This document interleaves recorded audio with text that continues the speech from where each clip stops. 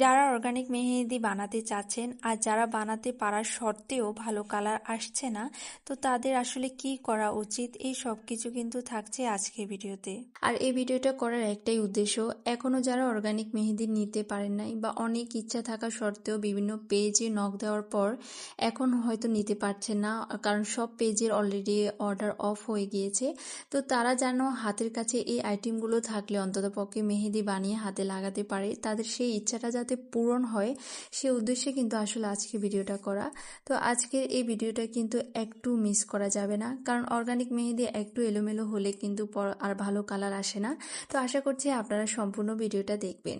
তো এখানে প্রথমে দেখেছেন আমি সুগার আর হচ্ছে লেবুটা দিয়ে দিয়েছি, এবং এটা দেওয়ার পর আমি ভালোভাবে মিক্স করে একদম সিক্রেট ইনগ্রিডিয়েন্টস চায়ের লিকার দিচ্ছি। তো অনেকে কিন্তু এটা চায়ের লিকারটা দেয় বা অনেকেই দেয় না।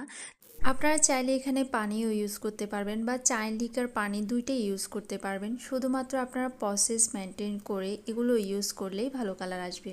তারপর আমরা এখানে দিয়ে দিচ্ছি অয়েল। বাজারে কিন্তু বিভিন্ন ধরনের অয়েল পাওয়া যায়, তো সেক্ষেত্রে কিন্তু আপনাকে একদম অথেন্টিক মেহেদির যে অয়েলটা হয়ে থাকে সেটা ইউজ করে নিতে হবে। মেহেদিগুলোকে ভালোভাবে মিক্স করে এটাকে আমরা 24 ঘন্টার জন্য রেস্টে রেখে দিব, এবং এই পর্যায়ে আপনারা চাইলে মেহেদিগুলোকে ভালোভাবে বিট করে নিতে পারেন।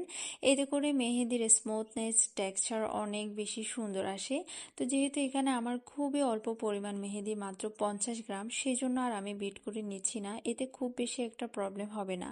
তো ঈদের লাস্টে এসে একদম আমার অল্প কিছু মেহেদির শর্ট পড়ে গিয়েছিল, আর সেই জন্য আমি 50 গ্রাম মেহেদি রেডি করছি।